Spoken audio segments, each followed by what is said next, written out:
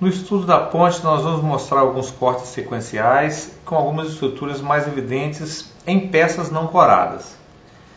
No estudo da ponte é muito importante você localizar anatomicamente a parte ventral ou base da ponte e a parte dorsal ou tegmento pontino. A parte ventral é uma parte evolutivamente mais recente, que está relacionada principalmente com fibras motoras que vêm do córtex para o cerebelo e para as regiões dos núcleos motores do tronco e da medula.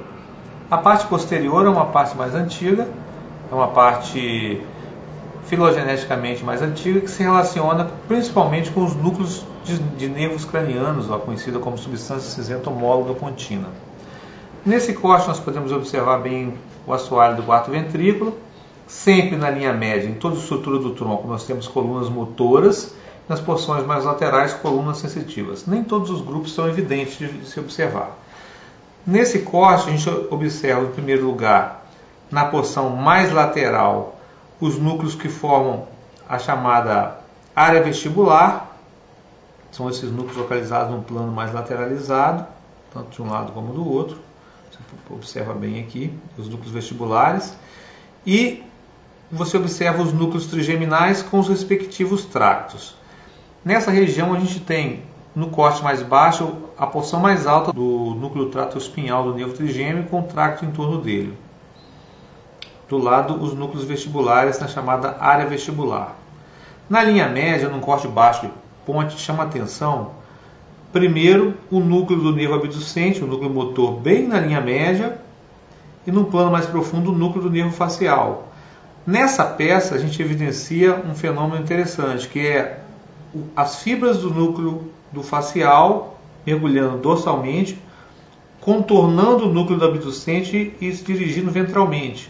Isso aqui é chamado joelho interno do facial, que causa uma elevação, para quem estuda assoalho do ventrículo, conhecido como colículo do facial.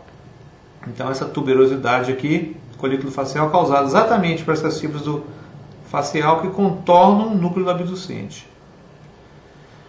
Nós observamos ainda, nesse ponto de transição aqui, algumas fibras em sentido transversal mais baixo, conhecido como corpo trapezoide.